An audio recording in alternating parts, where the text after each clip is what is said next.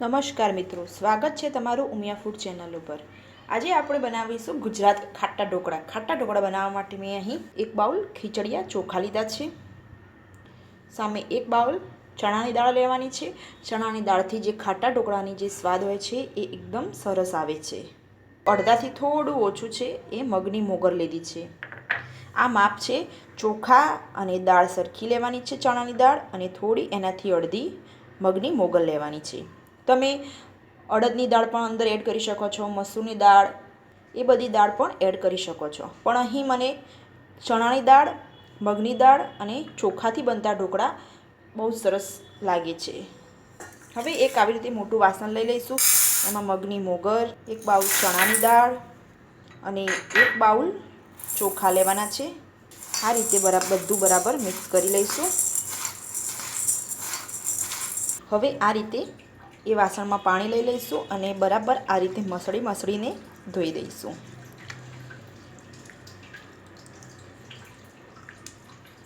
આના પ્રોસેસ આપણે 2 થી 3 વાર પાણીથી ધોઈ લઈશું। હવે આ રીતે ચણાની દાળ, મગની દાળ અને ચોખા ધોવાઈ જાય એટલે એમાં આપણે પાણી રેડી દઈશું। હજુ બીજું અડધું ગ્લાસ પાણી રેડીશું। આ રીતે પાણી રેડાઈ જાય એટલે એની ઉપર આ રીતે એક ઢાંકણું ફિટ કરી દઈશું અને એની ઉપર વજન મૂકી અને 5 કલાક માટે પલળવા માટે મૂકી દઈશું। 5 કલાક પછી આપણે જોઈ લઈશું। દાળ એકદમ સરસ પલળીને રેડી થઈ ગઈ છે। તમે આ રીતે પકડીને જોઈ શકો છો। હવે જે મિક્સરની મોટી જાર આવે છે, એ મિક્સરની મોટી જારમાં પાણી આપણે લેવાનું નથી। આ રીતે એકલી દાળ ચોખા જ લેવાના છે।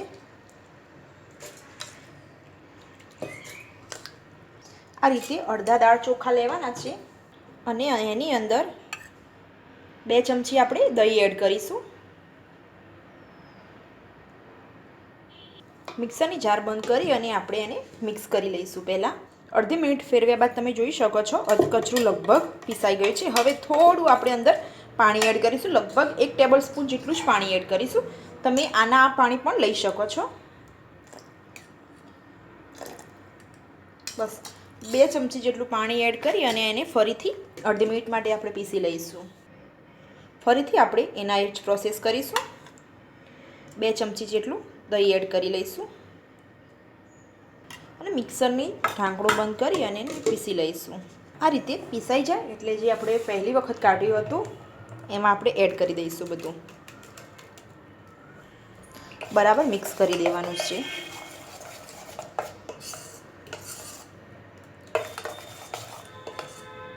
આ મિક્સ થઈ જાય એટલે જે આપણે મિક્સરની જારમાં જે આ રીતે દાળ અને ચોખાનું મિશ્રણ જે ચોટેલું હોય છે એને આપણે આ રીતે 2 ટેબલ સ્પૂન જેટલું પાણી રેડી દઈશું અને બરાબર આવી રીતે હલાવીને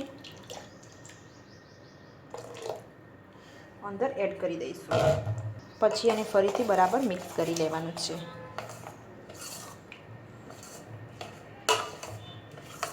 આ રીતે બરાબર મિક્સ થઈ જાય એટલે એની ઉપર એક ઢાંકણું બંધ કરી દેવાનું છે અને એ ઢાંકણની ઉપર વજનદાર આ રીતે તમે ખાંડ પણ મૂકી શકો છો કે કોઈ વજનદાર પથ્થર હોય એ પણ મૂકી શકો છો અને એને ફર્મેન્ટેશન માટે મૂકી દઈશું। આપણે 5 કલાક પછી આપણે ખોલીને જોઈ લઈશું। તમે જોઈ શકો છો એકદમ સરસ આથો આવી ગયો છે। હવે આપણે 3 લીલા મરચાં લઈશું, 2 લસણની કળી, લસણની કળી બિલકુલ ઓપ્શનલ છે, અને આદું લઈશું। આ બધાને ખાંડણીમાં ખાડી લઈશું। આ રીતે લસણ, મરચાં અને આદુની પેસ્ટ થઈ જાય એ ખીરામાં એડ કરી દઈશું।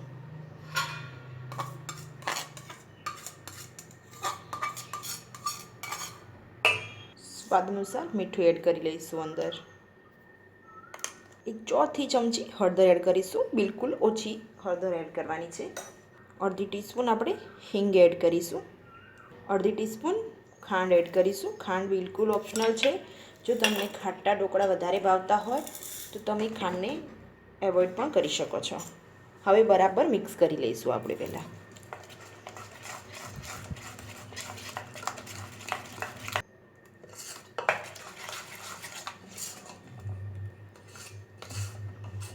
ખીરું એકદમ જાડું પણ ન હોવું જોઈએ ને એકદમ પાતળું પણ ન હોવું જોઈએ. તમે આ ટાઈમે ખીરામાં દૂધી 200 ગ્રામ દૂધી છીણીને પણ એડ કરી શકો છો અંદર. બરાબર ખીરું મિક્સ થઈ ગયું છે. હવે આ રીતનું આપણે એક ઢોકળી લઈ લઈશું, એટલે કે મલ્ટી કઢાઈ લઈ લઈશું. એમાં આપણે 2 ગ્લાસ પાણી રેડીશું. આ વાસણને આપણે ગેસ ઉપર ગરમ થવા માટે મૂકી દઈશું. એની ઉપર થોડું આપણે ઓઇલ સ્પ્રેડ કરી દઈશું. એકદમ થોડું જ ઓઇલ સ્પ્રેડ કરવાનું છે. આ રીતે બધી તરફ ફેલાવી દઈશું આપણે, અને જે આ કિનારી હોય છે એ કિનારી ઉપર પણ લગાવી દઈશું.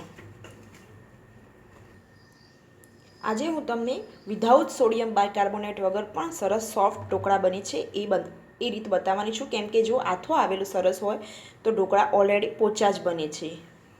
ઢોકળાને સોફ્ટ બનાવવા જ્યારે છેલ્લે આપણે ખીરું પાથરવા જઈએ ત્યારે અંદર 2 ચમચી આપણે તેલ લઈશું. કોઈ પણ કુકિંગ ઓઇલ લઈ શકાય છે. આનાથી ઢોકળા એકદમ સરસ સોફ્ટ બને છે. લઈ અને બરાબર મિક્સ કરી લઈશું. પહેલાં તો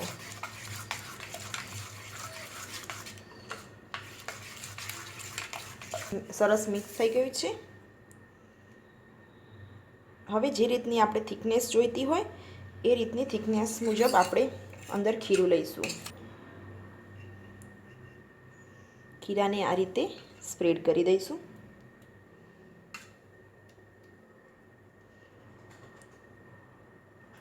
બહુ હળવા હાથે જ કરવાનું છે. આ રીતે પાણી ગરમ થવા લાગે એટલે એમાં ધીમે રહીને સાચવીને આ રીતની પ્લેટ આપણે મૂકી દઈશું.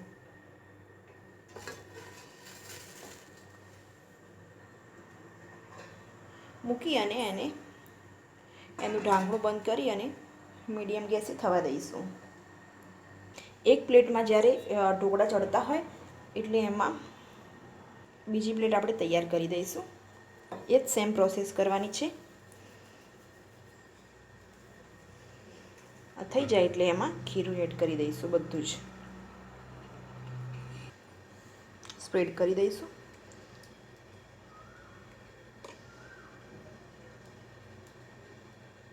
અને એક સાઈડ મૂકી દઈશું. જ્યારે પહેલી પ્લેટ ઢોકળાની ઉતરે પછી જ આપણે આ પ્લેટને એડ કરી દઈશું. 2 મિનિટ પછી આપણે ખોલી લઈશું અને થોડું મરચું આપણે સ્પ્રિંકલ કરી દઈશું. પહેલાં કરશો તો એકદમ ખીરામાં એકરસ જેવું થઈ જાય છે.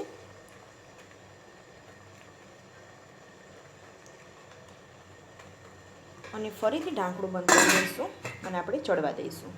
જો તમારી પાસે મલ્ટી કઢાઈ ન હોય તો આ રીતે કોઈ પણ સ્ટીલનું કે એલ્યુમિનિયમનું મોટું ટોકર હોય એમાં આ રીતનું સ્ટીલનો કાંઠીલો મૂકી દેવાનો અને એની નીચે 4 ગ્લાસ પાણી રેડી દેવાનું. અને આ રીતે મોટી થાળી હોય આ રીતે એમાં તેલ લગાવી અને સેમ એ જ રીતે આપણે અંદર ઢોકળાનું ખીરું એડ કરી દઈશું. અને ઉપર કોઈ પણ મોટું તાસ જેવું હોય કે મોટી થાળી હોય એને ઢાંકી દઈશું અને એની ઉપર વજન મૂકી દઈશું. આ રીતે પણ ઢોકળા થઈ શકે છે. 7 મિનિટ થઈ છે. હવે આપણે ખોલીને ચેક કરી લઈશું. કોઈ પણ એક ચપ્પુ કે ચમચી જે ક્લીન આવે છે એ અંદર એડ કરી દેવાની છે. આ રીતે તમે જોઈ શકો છો ચપ્પુ સહેજ પણ બગડ્યું નથી. એનો મતલબ કે ઢોકળા એકદમ ચડી ગયા છે. અને તમે આ રીતે આંગળી કરો ખીરા ઉપર અને આંગળી સહેજ પણ ખીરાવાળી ન થાય એનો મતલબ કે ઢોકળા કમ્પ્લીટ રેડી થઈ ગયા છે. હવે અંદરથી બહાર કાઢી લઈશું અને આ રીતે આપણે બીજી પ્લેટ પણ મૂકી દઈશું. થોડા ઠંડા થાય પછી જ આપણે ઢોકળાને કાપા લગાવી દઈશું.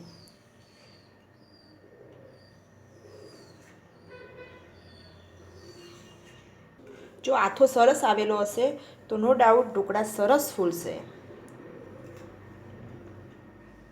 અને આ રીતે સહેજ ત્રાંસી કરી અને આપણે આવી રીતે કટ લગાવી દઈશું. જે ડાયમંડ શેપ આવે છે એ રીતે કરવા હોય તો પણ કરાય અને સ્ક્વેરમાં કરવા હોય તો પણ કરી શકાય છે. ધીમે ધીમે આપણે ઉખાડી લેવાના છે. આ રીતે એક બીજા વાસણમાં લઈ લઈશું.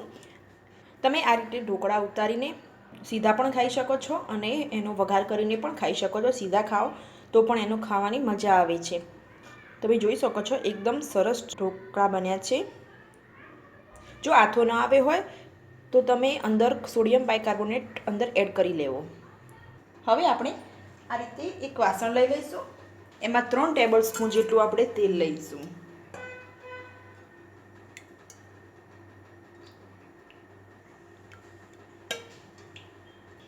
એક ટીસ્પૂન જેટલી રાઈ લઈશું આપણે.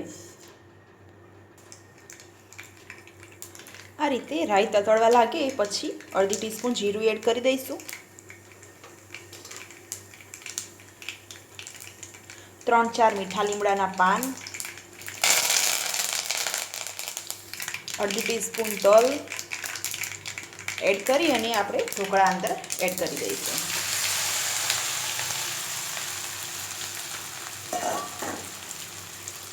અને બરાબર મિક્સ કરી દઈશું.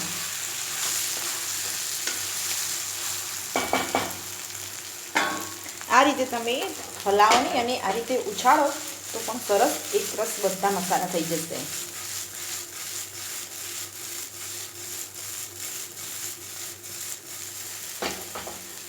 હળવા હાથે આપણે બરાબર બધું મિક્સ કરી દઈશું. આ બધું મિક્સ થઈ જાય પછી સમારેલી કોથમીર એડ કરી દઈશું અંદર.